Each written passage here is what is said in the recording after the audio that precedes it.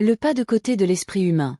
Une capacité fondamentale de notre cognition, dans le langage et les théories scientifiques.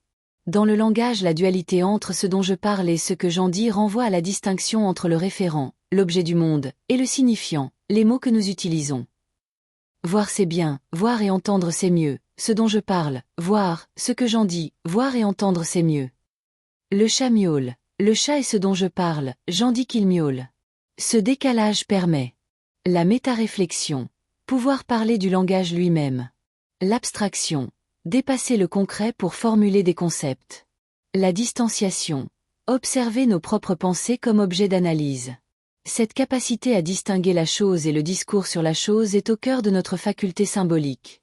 Dans les sciences, de façon similaire, le scientifique opère un pas de côté entre ce que je perçois et l'expérience de pensée que j'élabore. Cette distance est cruciale pour formuler des hypothèses qui dépassent l'observation immédiate. Construire des modèles abstraits qui expliquent les phénomènes.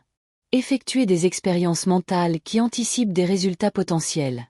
Exemple, les expériences de Galilée sur la chute des corps dans un vide hors de l'observation immédiate. Cette caractéristique de l'esprit humain, prendre du recul par rapport à l'immédiat, nous distingue et nous permet d'élaborer des systèmes de pensée complexes. Certains animaux appuient sur des touches pour designer des choses ou des actions. Sortir se promener. Quel est le rapport à la distanciation symbolique chez les animaux?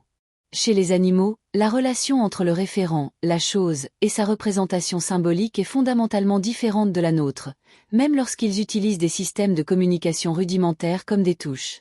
Une distanciation limitée. Quand des singes, des chiens ou des perroquets apprennent à appuyer sur des touches pour désigner des objets ou actions, ils établissent généralement une association directe et fonctionnelle. Touche égale résultat spécifique. Cette relation est principalement instrumentale. Le symbole est un moyen d'obtenir quelque chose. La distance entre le signe et l'objet est minimale, concrète et rarement conceptuelle.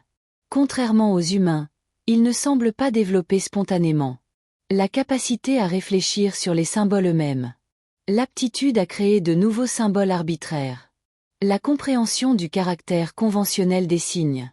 Les cas remarquables. Certains animaux montrent néanmoins des capacités surprenantes. Des grands singes comme Coco, Gorille ou Kanzi, Bonobo, ont pu apprendre des lexigrammes ou la langue des signes pour désigner des centaines d'objets. Des perroquets gris comme Alex ont démontré une capacité à comprendre certaines propriétés abstraites, couleurs, formes. Certains chiens comme Bunny ou Stella, utilisant des tableaux de communication à boutons, semblent pouvoir combiner des concepts simples. Mais même dans ces cas remarquables, la métaréflexion linguistique, parler du langage lui-même, ou la création symbolique libre reste extrêmement limitée comparée aux capacités humaines. Cette différence fondamentale illustre ce pas de côté unique à l'esprit humain, notre capacité à nous distancier de l'immédiateté de l'expérience pour créer et manipuler des systèmes symboliques complexes et autoréférentiels.